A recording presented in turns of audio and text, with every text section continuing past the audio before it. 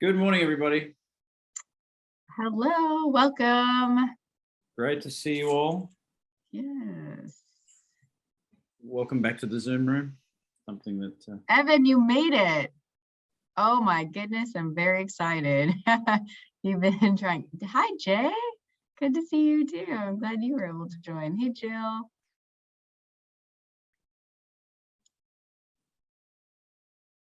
So good morning, everybody, and welcome to the first day. This is day one of our 5-day peak performance challenge. I'm really excited to share a whole bunch of ideas with you in the next 5 days and work on our playing together.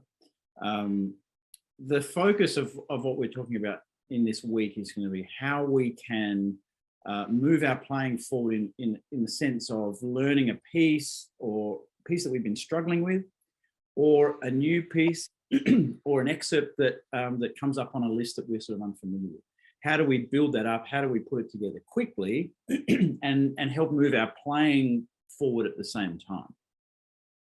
So over the next 5 days, we're going to touch on several points, but there are going to be a few familiar themes that we discuss and bring up across the week, and then we're going to have a little bit of a challenge for you over the weekend to see what you can achieve in your practice using these skills as we go forward. So my name is Andrew Bain. I'm the principal horn of the Los Angeles Philharmonic and a co-founder of Invested Musician, which is where you are now. I'm also the horn professor at the Coleman School, and as you can see from this little graphic, I do a few other things. I've had 7 orchestral jobs in my time. I've played on a few cool movies. And taught at some pretty amazing institutions. I've been very fortunate to have been the professor of horn at the Sydney Conservatorium in Australia. I teach at the Aspen Music Festival and School. And you can see a few other little bits and pieces there. And I'm going to leave this up to Rupal, but we started Invested Musician. For those of you who don't know, we started Invested Musician in the middle of the pandemic, or sort of at the beginning of the pandemic, really. Because it gave us an opportunity to reach out and build a community of people who wanted to improve their playing, wanted to improve their careers as musicians, to get all of the tools, not only from the playing side, but also from the business and financial side, put all that together so that when we came out of the pandemic, we could hit the ground running. And we're going to talk a little bit about what's going on in the industry a little bit later on. Rupal. Yes, and we do nothing without our incredible team of all women, I'll just add. So yes, Rachel and Sammy are on this call today. So is Dana. Elizabeth isn't here, but we all work together and do various roles. We really love and appreciate our team. So just want to say thank you to them. We could not do these free events without all of their hard work.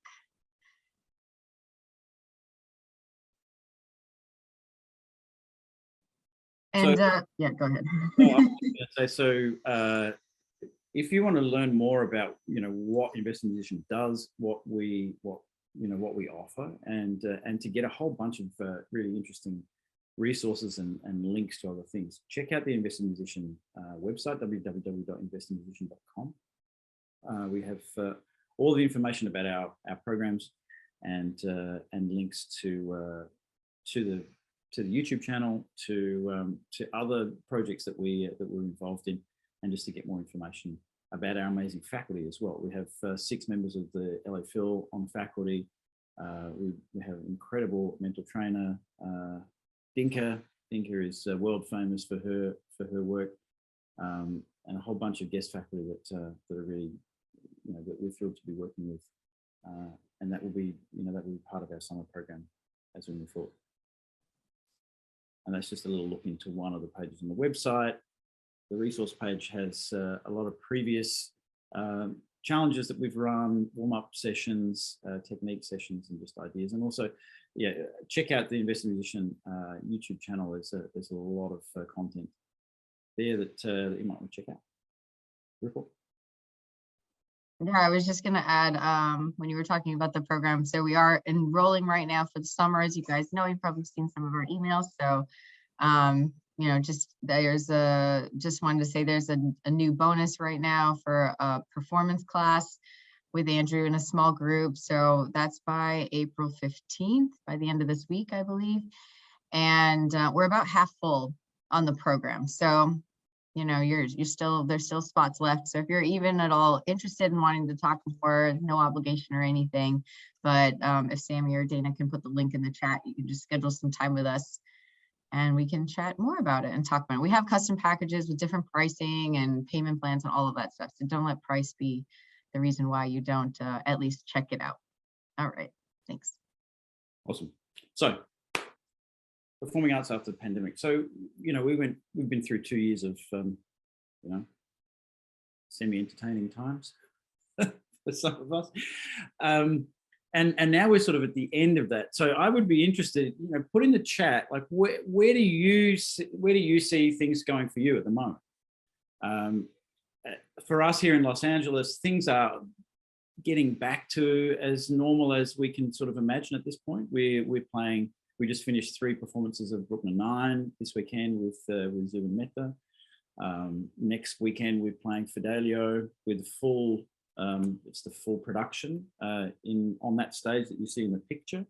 They're going to transform that into an opera theatre, which will be pretty cool. Gustavo Dudamel is conducting that, and you know that's involving, of course, singers and the whole cast and orchestra. So things are starting to get back to normal, and so you know I think it's now is a really good opportunity for us to look at what has changed and what is going to happen moving forward. So let me stop sharing this so I can see everybody. It's going to be much more fun. Good morning, Dave Griffin. Nice to see you. Welcome from Chicago. So yeah, so put in the chat, like where do you see your situation?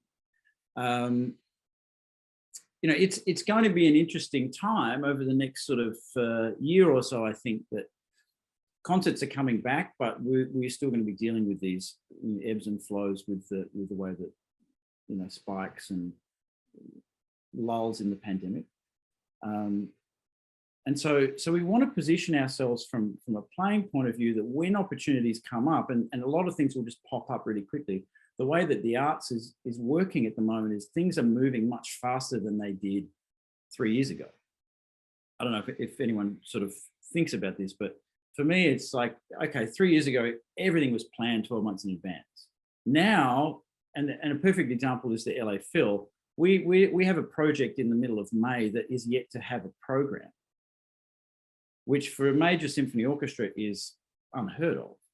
But that's the way things are traveling. So the better prepared we can be with our playing, with our organization side, the better equipped we're going to be to make these adjustments. When you get a call when Dave Griffin calls you and says, we want you to come and play, Rheingold at 2 weeks' notice with the Chicago Symphony, you want to make sure that you're in a good position to be able to do this.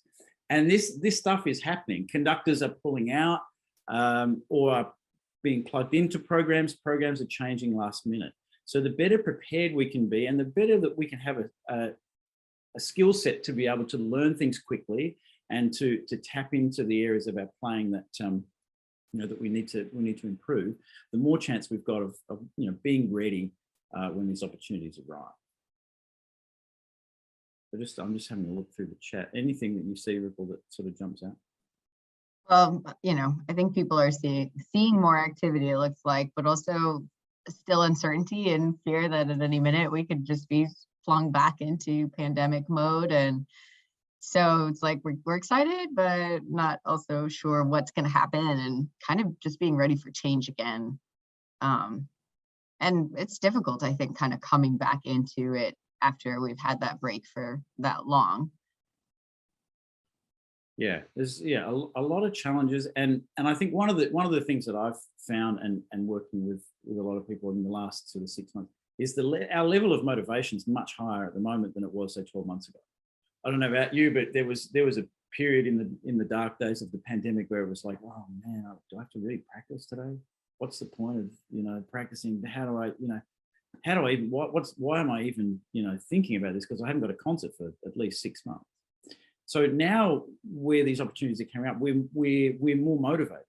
But if we don't have structure, if we don't have a plan to how to build our playing, how to learn music, how to get development moving, then we end up spinning our wheels really fast. We feel as though we're doing a lot of practice, but we're actually not making a lot of progress. So it's just something for us to think about is as we start ramping things up, or you may be in the middle of ramping things up, or you may be ramped up.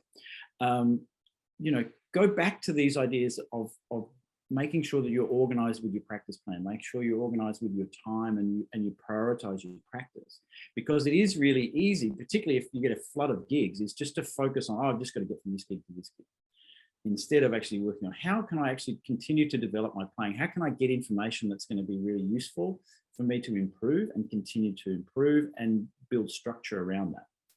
So just some things to think about as we sort of emerge from these you know, these interesting times.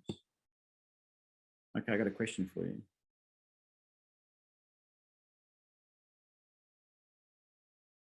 How would your career accelerate if you could max out your potential?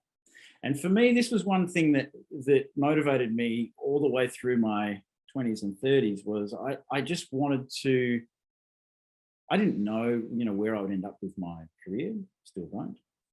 It's still evolving and moving, but I wanted to continue to improve. One of the things that Barry Tuckwell talked about,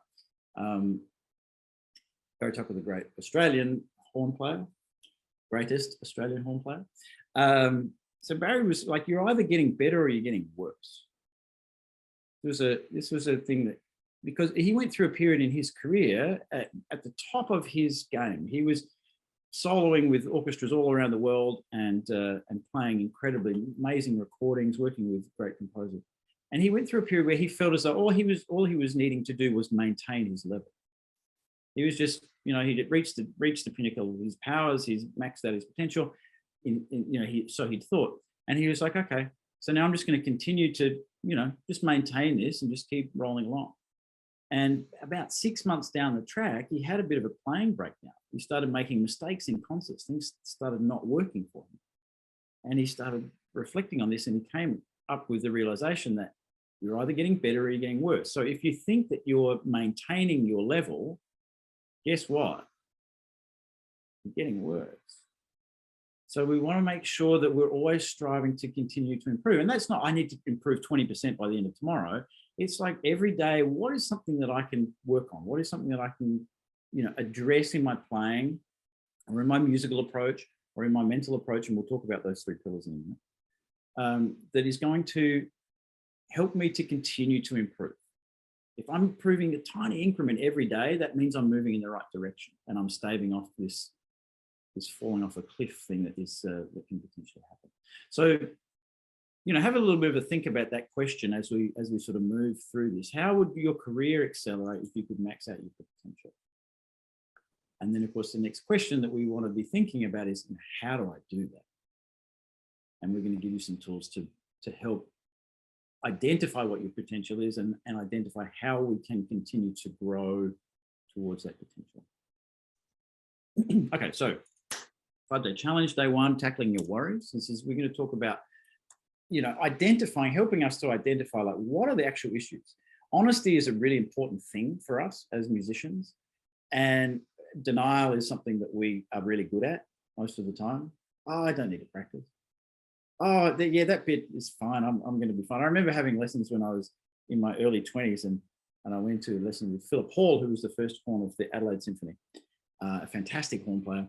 And I would play these excerpts to him, and he would pick me apart. This is out of tune. This rhythm is not good. This sound is not even. You're not moving smooth enough for the range. And I would think, he's so picky.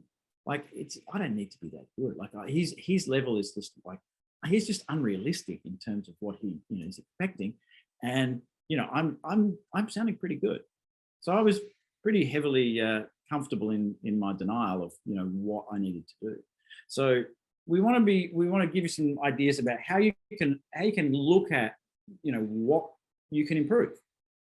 And then day two, and we're going to give you some skills to help that improvement. And then day two, we're going to be talking about making technique easy. So how once we've identified these issues, how do we actually build this up and make things simple from a technical point of view? How do you approach these tricky pieces, these things that you struggle with, how do we approach them, build them up, and make them easy for us from a playing perspective. Day 3, we're going to be talking about the musical side. So we're all going to become conductors. So your salary just went up like 1,000%. Congratulations, everybody. It's great. Just made a lot more money. We're going to talk about conducting. It's not going to be a conducting lesson, don't worry. But what we are going to do is sort of look at things from a different perspective, from a musical standpoint. Day 4, we're going to develop our awareness. So we're moving to the mental side. And then day 5, we're going to put it all together and give you a little task at the end. Or maybe not a task, just a little something to do over the weekend. Okay, so what you'll hear a lot over the next few days is talking about the 3 pillars. And this is something that we talk about in the Invested Musician program, and definitely in terms of audition preparation, is the 3 areas of technical or physical, the physical side of what we do, the musical side, and the mental side. And if we think about it, you know, and this is my experience of auditions as well. When we're auditioning, when we're doing a recital, when we're doing performance, exam, mock audition, whatever performance area it is, the weakest area of these 3 pillars is the one that holds us back. So you can be the greatest technician on your instrument. You can be able to play like high-fits on the violin, no problem. But if you don't know the musical context of what you're playing, it's going to come out very wooden to the listener. It's not going to have the qualities that they're going to be looking for. And in an audition, that's not going to help you. Likewise, if you play incredibly musically and your technique is flawless, but when you get under pressure, you freak out and everything changes, that's what's going to hold you back. And my experience of this in auditions is very strong. I was living in Germany for a period of time and taking quite a lot of auditions, and I was having multiple lessons with people, and my playing was improving, and I thought I was playing at a really high level. And my preparation for the auditions was great. I knew all the excerpts. I was playing the pieces. I'd play for my teachers, and they would be like, "Wow, this sounds great. You're going to win this job." And I would get into the audition, and all I could think about was, why is the panel going to choose me? Why? If I make one mistake, they're going to kick me out. And is this really what they're looking for? Is this, and all of these thoughts are rushing through my head. And I did multiple auditions where I would play the exposition of Mozart 4, and they would say, "Dankeschön," and that would be the end of the audition. And I would go back and I'm like, what just happened? I just ended up playing the most wooden, notey Mozart with no musicality and with a lot of wrong notes that didn't sound anything like me. and then I would see the people that were winning the jobs, and I'm like, wow, I can play much better than them, but it wasn't translated. And it was very frustrating. So I realized at that point, yeah, if I didn't develop my mental game, if I didn't develop tools to be able to put what I had in the practice room into the audition or onto the concert hall, I was going to get stuck. I was going to get stuck in the position that I was at, and I would be frustrated, and it wasn't a feeling that I really enjoyed. So I did a lot of work. I did a lot of work reading books and experimenting with different mental ideas, and I did a lot of work with Don Green's philosophies and a guy called Bob Rotella, who I can recommend to you all highly. Bob Rotella is not a musician, not a musician coach at all. He coaches golfers, so Bob Rotella is probably the one of the foremost mental training and performance psychologists for golfers and elite sports people in the world. So I read a couple of his books. He's got a great book called Golf is Not a Game of Perfect, and Golf is a Game of Confidence. And if you just translate golf, if you take out golf and put in music, then there's your book. But really, really brilliant ideas about how to deal with the mental game and how to understand what's going on. And this is what Dinka in our course works a lot with the participants about is understanding why we react in certain ways. So we're going to talk a little bit about all of these three pillars as we go through the next few days to give you some ideas about, you know, what to address, and also just checking in on, you know, so that we can identify what is my weakest area. I mean, obviously, if I was to do a flute audition at the moment for the Chicago Symphony, and I think they've got one coming up actually, if I were to audition, I would not win that audition. Not because I'm not musically able to, you know, understand, you know, the flute repertoire, because I can do that. And not because I'm not mentally strong, no, because I can't play the flute. And so therefore the technical area is going to be a limiter. So we're going to address all these three things in this video. Okay, so moving on to the technical side, and just the basis of what we, you know, what I think about in my playing. I want a mechanism with my playing, and this relates to every instrument. But as you know, playing first of all in an orchestra, if I don't have this, I'm going to have a lot of long days and scary evenings. So simple, natural, repeatable. When I'm building my technique, when I'm practicing my routine, when I'm putting together, building up excerpts and pieces, everything has to come back to this from a technical standpoint. If I'm doing something that is not simple, the chances of me doing that under pressure in a concert is really low, really, really low. If it's not natural, if it's not matching with what my body wants to do, with my natural movement, and let's face it, what we, as brass players or as wind players or as string players, there are not that many instruments that, you know, what we actually do is 100% natural. If you're a brass player, you don't walk around with a piece of metal shoved in your face. But you do breathe every day. Or if you don't, then good luck. You can write in the chat what you do. So we want to tap in on these. What are the natural things and the things that our body wants to normally do, and how can we apply that to our playing? And then repeatable. Is this something that I'm going to be able to do every day? And in a way that's going to be simple and natural. So the basis of my playing is going to be based on air, because breathing and blowing, or breathing and exhaling, is what I'm doing every minute of every day. I want to tap into that as much as I can, because that is going to be with me in performance. Does that make sense, everyone? Are there any questions? Put any questions in the chat.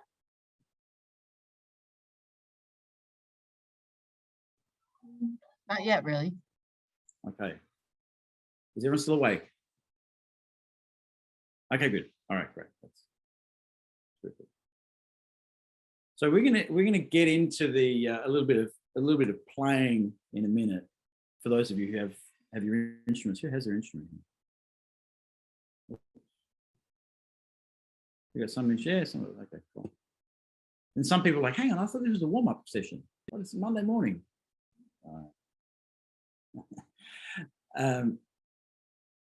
Doug's got his horn. Awesome. Morning, Doug. Evan's got a horn. Right. Okay, so let me share my screen again.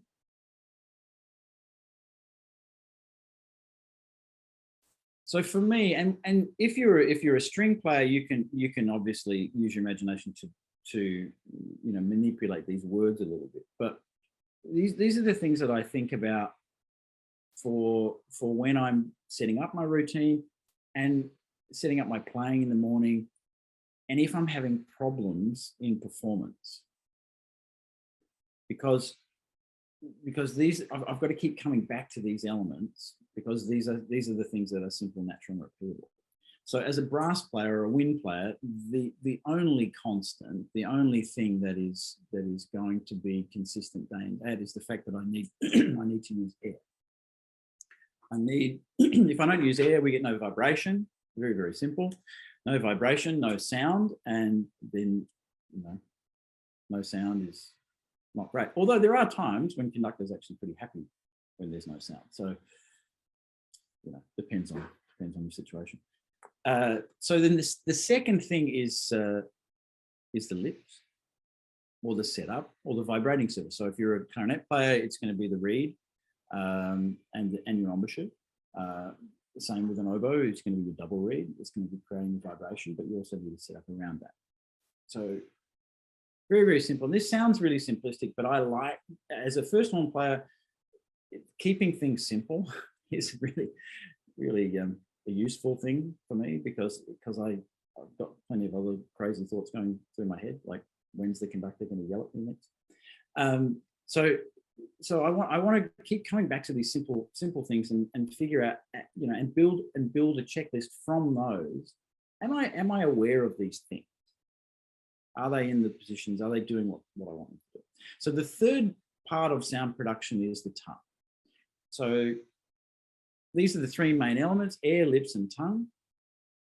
And in terms of us producing sound and us fixing problems, and this is the first sort of step of what we want to build up throughout this week. When we run into problems, it's one of these elements that's creating the issue from a technical standpoint. Either we're not breathing well, so we're not moving the air through the instrument well, or if you're a string player, your bow arm is, you know, too tense, or you're gripping too strongly, or your position's not right. And then if my setup is not in the right position, then I'm not going to be able to, you know, produce sound in a quality way. Or if my tongue is doing too much, it's overactive or underactive or in the wrong position, then that's going to be creating the problem. So if I can identify which one of those is creating the issue, then I've got a good chance of fixing it. The other thing is I don't want to tie those three things together. As we talked about, air is the only thing that is going to be consistent through this process. The only thing that needs to be there for every time that you play something as a brass or wind player. But we can do stuff without the lips. So we can do air, very simple, and then we can lock into that feeling. For those of you at the warm-up classes, you know, you'll be familiar with this. Very, very simple, getting used to that feeling, going back to simple, natural, repeatable. Breathe, blow, this is what your body wants to do. How can I apply that to the instrument in the most simple way? Okay, so if I want to, let's say, for example, I want to take one of the other elements out, I can remove the lips and I can just do air and tongue. Checking that my air is still traveling the way that I want it to travel, or if you've got a straw, and we're in business with that too. Making sure that my tongue is just cutting through that airstream and I'm feeling the same feeling with my air. Likewise, I can remove the tongue from the process.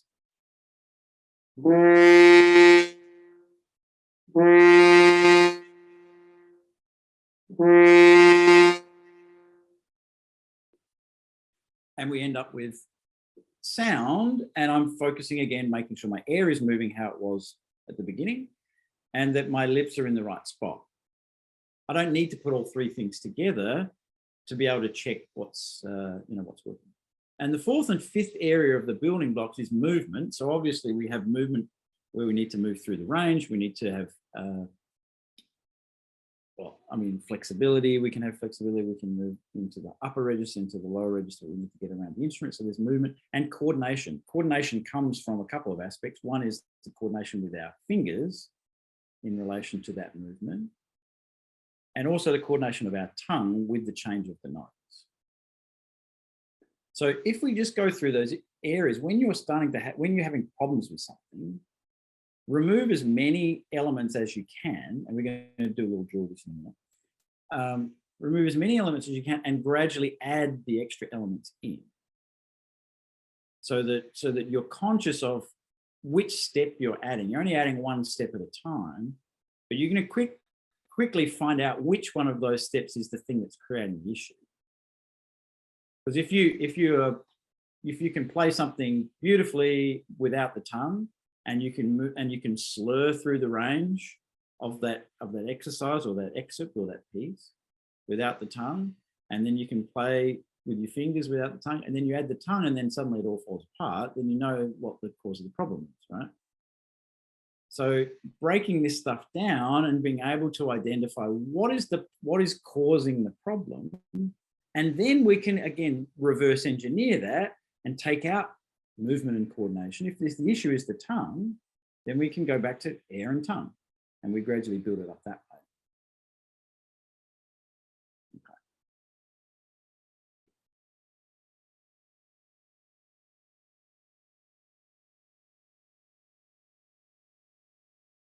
So this is, I mean, we just touched on this, but this is just to sort of give you a visual idea of what we're talking about. So we're starting with the air. Air in the lips is the setup. And for those of us with instruments, we can try this. So we're just going to do a couple of really simple exercises that we do in the warm-up session. But this is just putting this together in a logical way. I think is pretty helpful for us. So air, and really feel what's going on in your body. Really feel that you're engaging with the airstream on the exhale, on the inhale, things are nice and open. And it's just as simple as possible. Don't overthink the breathing. Don't think, I need to make sure that I'm expanding in a certain area. Let your body tell you what it wants to do.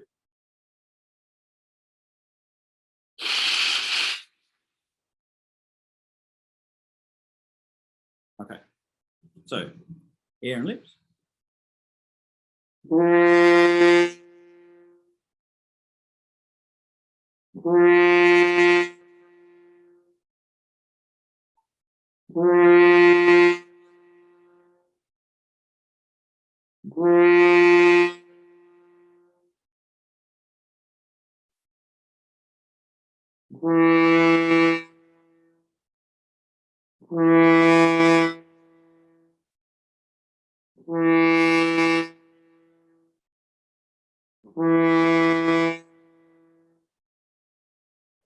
Really simple. So if we expand this to movement,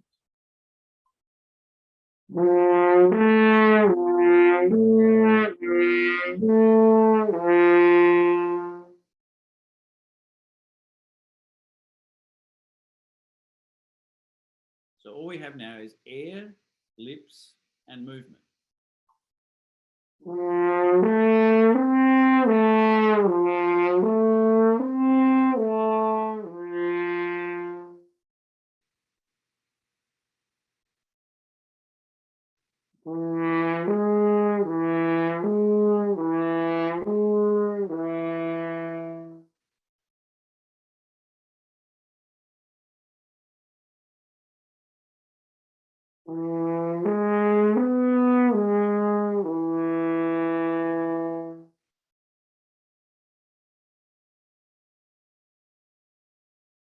So once we've established that we're moving the air how we want, we've established that we've got our setup in the way that we'd like it, and then we can just focus on adding the movement nice and simple.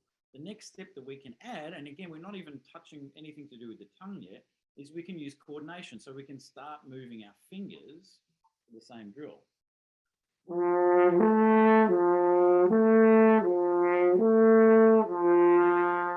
On the B flat horn.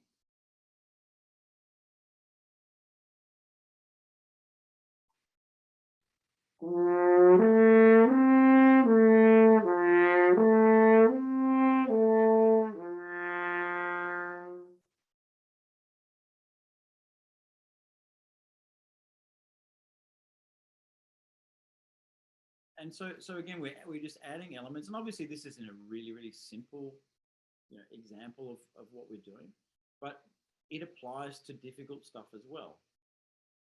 Anything that is, the more difficult it is, the more simple we want to make sure that we practice, and the more simple our approach we want. So the next step obviously is air and tongue. So we have air and tongue. So we can take this with the mouthpiece. You can do it with a straw. You can just do it onto your fingers.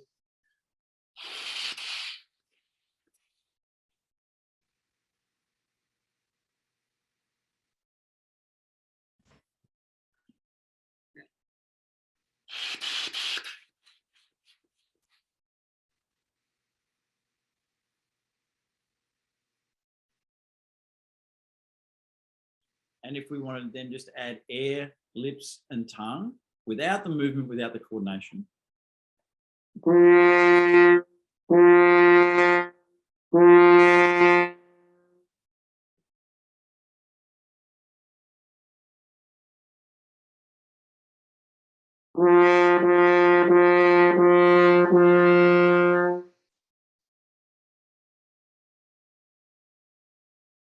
So same setup as we blew through the mouthpiece, same feeling with the airstream, same setup with sound production with our embouchure setup as when we play without the tongue, and the only new element is the tongue. If we find that when we're playing without the tongue, we're getting a nice stable sound, and then we add the tongue, then that tells us that the problem that we're creating is with the tongue, obviously. And so then we can extract that, go back to checking that the tongue isn't interrupting the airstream. And then apply that into the horn, really simple. Next one, of course, we're going to add movement to this. So air, setup, tongue, and movement.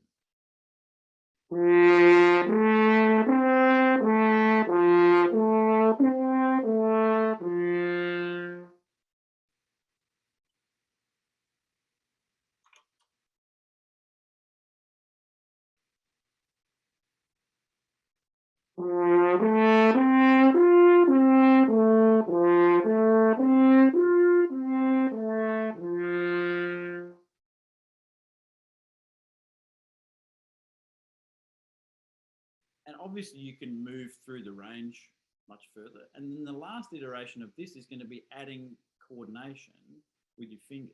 So if you have to play arpeggios, if you've got an instrument where you have to move your fingers, and this is a drill that I do with my horn students a lot. If you've got like a difficult, let's say, for example, let's say Tilleulenspiegel, and I'll demonstrate this further tomorrow. But with Tilleulenspiegel, obviously there's a lot of, for horn, there's a lot of different elements. We've got, coordination, we've got staccato, we've got movement through the range. I get people to play that on, and horn players will love this, first, second, and third on the F horn.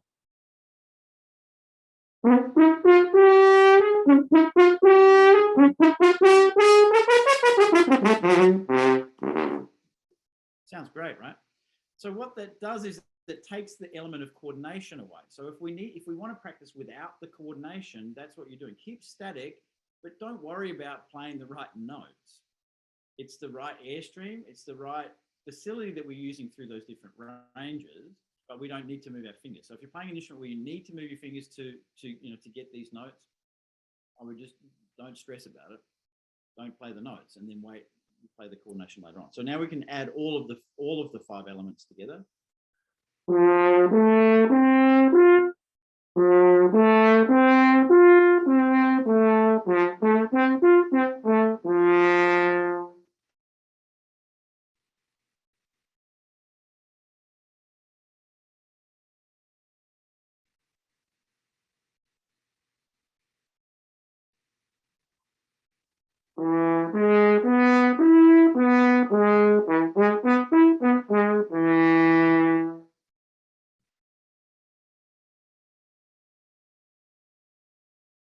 And so on. And if you find that once you put all 5 elements together, something's not working, you can extract one of those elements until you find out which is the one that is causing the issue. Does that make sense to everyone? Any questions, any comments, any thoughts? Wow. Either I am brilliant at explaining it or everyone's totally lost and they're like, so just using these tools in your daily practice to figure out when you run into a problem, there is a reason. It's not a mystery. And one of these elements is what is going to be creating that problem. It's just a matter of identifying that, stripping that back, getting that element sorted out, and then putting it back into the mix. Okay. So you have an assignment tonight.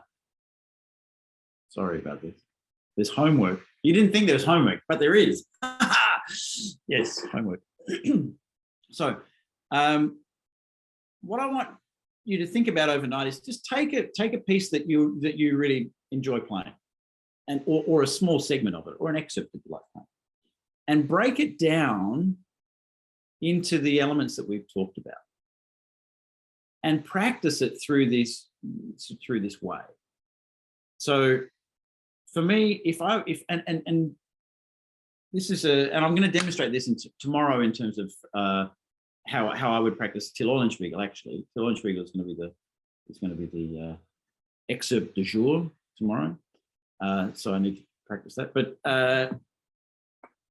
if we were to take, for example, a very, very simple Coprash etude, and I just take, let's say, Coprash number 2, and you can see there's examples of this on our YouTube channel. I've done quite a number of Coprash studies where I break this down and show different ways of how I approach the practice. But in this element, so we can start Coprash number 2, starting with air. That could be Strauss 2, it could be Strauss 1, it could be, Prelude to the Afternoon of a Faun. But in my mind, I'm playing Coprash 2 just with the air string. And then I can add in the tongue.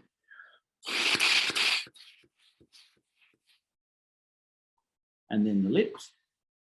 But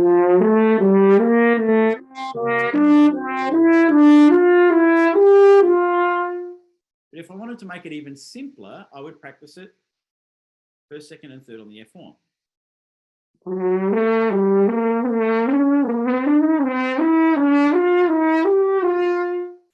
Right, so that all I'm then focusing on is just the movement through the range. I've got my air, I've got my lips, and I've got movement. Then I could add the tongue.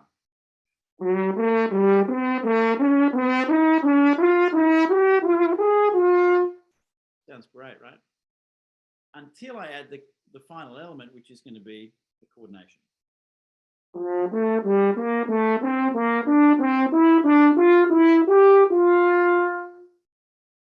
And then I end up with everything put together. So just take a piece or an excerpt that you're familiar with. Do 5 repetitions of each of those combinations.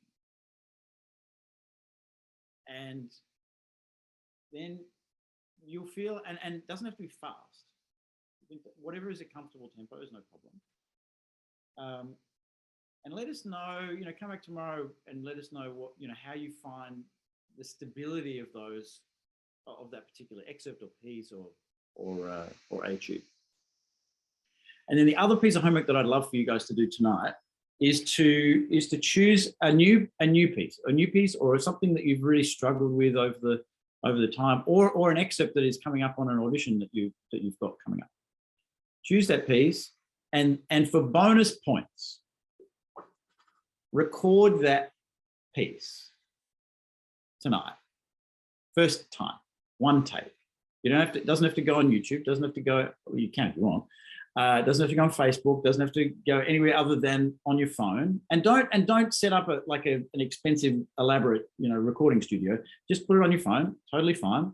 This is going to be the baseline for how you're going to be for the week, because we're going to work on this each day throughout the week, and we're going to see how we get, by the end of this challenge. But it's really important. Don't practice it beforehand. You want it in its base element, in its starting position. So, if you want to choose Schoenberg Chamber Symphony, good luck. Record that as is, and then we'll be able to use these tools to develop it throughout the week, and see how much it's improved by the end of the week. And then for those of you who are really tech savvy, you can do a before, during, and after video, and post it up there like a Jenny Craig commercial for your playing. Okay. Yeah, Rachel said if you guys are feeling, like you want to give yourself some accountability, we would love to see it in our Facebook IM community, which is a private group. So you can post it there, and love to see you guys do your work there. Okay, so I see a question from Suzanne. When sound is not always nice, for example, it's slightly growly or a bit sort of gritty, is the problem the air? Is the problem the lips? I would tend to, this is for me, and I have this too, I know David Griffin never has this problem. So it always sounds absolutely immaculate, Dave's playing. So, you know, but I on the other hand, I do not, I'm not blessed with that. So I find that if I focus on not how to change it into better sound while it's gritty, like if it's gritty, I'm like, okay, now what am I going to adjust? I find what I do then is just random. And I don't, and for me, like having just done Bruckner 9, random is not your friend. In a Bruckner symphony, in a Mahler symphony, you don't want to leave things to like, oh, this worked yesterday, like doing, I can't remember. And so I hope that I get that feeling back. So what I want to do is, again, exactly what we've talked about in this session, go back to the fundamentals. It actually doesn't matter whether it's your air or whether it's your lips or whether it's, you know, you're holding tension in your shoulder. You're going to find that out if you build it up from the base. So I would, if I'm finding my sound is gritty and I'm finding this is a consistent thing, in my practice, I'll go back to, okay, how is my air? What am I doing with my air? Am I building tension when I'm breathing? The only way I'm going to find this out is if I strip it back to that element. Because if I'm trying to fix it while I'm playing Till Eulenspiegel and I'm practicing Till Eulenspiegel, I'm working on, I've got articulation, I've got getting through the range, I've got coordination, I've got dynamic change, I've got elevation shift, all of these things. And then I'm like, oh, I need to fix my sound. There's too many complicated things. If we're talking about diagnostics and fixing problems, strip it back to the most simple thing. So how am I breathing? How am I blowing? Is that the feeling that I'm putting into the instrument? Remove the tongue. I would say from my experience and from my experience working with a lot of people as a teacher, the tongue is the thing that creates most of our problems. It tends to block air. It tends to create tension in our embouchure. It's an evil thing, our tongue, because it wants to control, and it's a very big muscle. If you ever see a cross-section image of you know, someone's face and you see their tongue, it's a huge muscle, and it influences everything in your throat. It influences what's going on in the muscles in your lips and your face. So the tongue is always the first element that I would take out. And then when I put it back in, I'm really conscious of not allowing it to change what I've already set up. So that I'm really conscious of this building block idea that I start with the base of the airstream, then I add another layer, then I add another layer, but I'm not changing those layers as I add different elements. If we go through that process, then you'll find that you'll find where the sound becomes gritty. And you're like, oh, that's the point. Okay, so what has changed from the previous layer? If that makes sense. I hope that helps. Any other questions? Any questions I'm missing, Sammy or Rachel or Dana? There are a few other questions. You know, when the sound is not always nice, this is from Suzanne, if it's slightly growling, is the problem the air, the lips, and what do you suggest if sometimes air is leaking? Yeah, and so with the leaking, again, I think, you know, this is a stability thing, but we talk a lot about, like, and we're not going to get into this in this session because we just don't have the time. But I talk a lot about the stability, how to create good stability in your setup, and I think as a brass player, we're often taught two things that are a little misleading. One is that we have to have really strong corners, and the other is that we have to have a flat chin.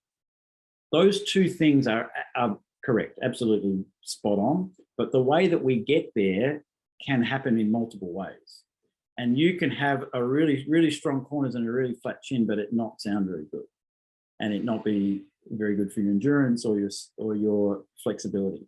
So I can demonstrate that by making sure everything's really stable.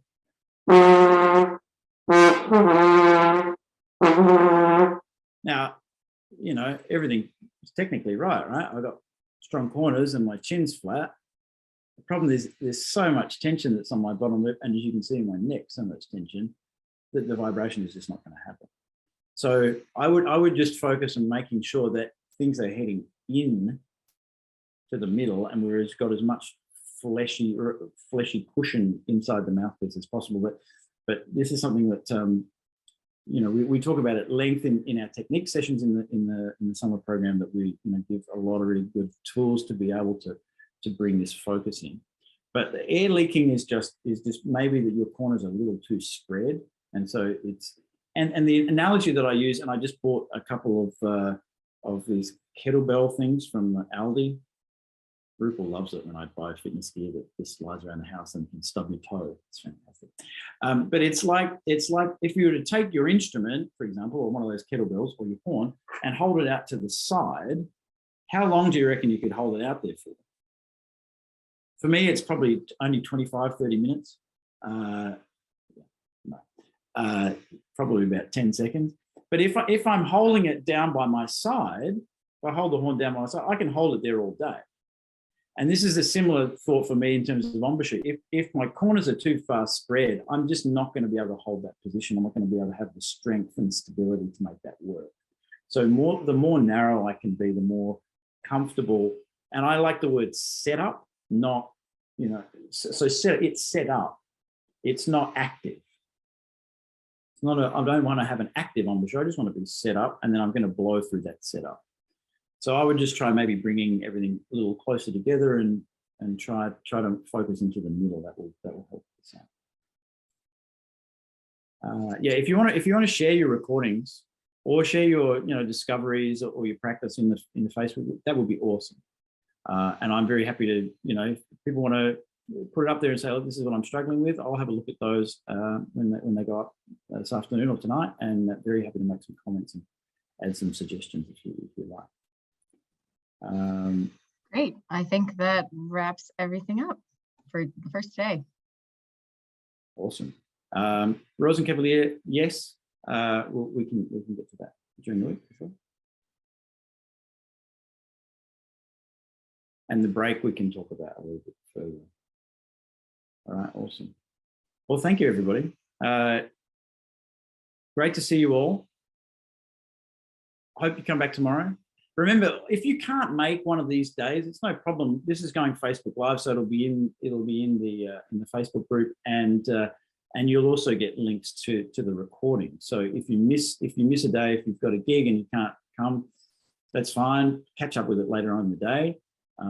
You'll have homework every day, but you don't have to do it. I won't be checking your homework. It's okay if you don't want to do the homework, but you will. If you do the homework, you'll get better quicker. And you'll build these habits, and you'll start identifying. So the takeaway from today is for us to go through these drills and start identifying what is the element that is creating the problem. What is the thing that consistently makes the challenge? And then what you'll realize is that tricky piece that you're struggling with is being caused by that element. So then if we fix the element, then we're going to be in great shape to fix the piece. This is how we're going to make this progression. All right. Thank you very much, everybody. Have a great day. Great to see you all, and we'll see you all tomorrow. Thanks.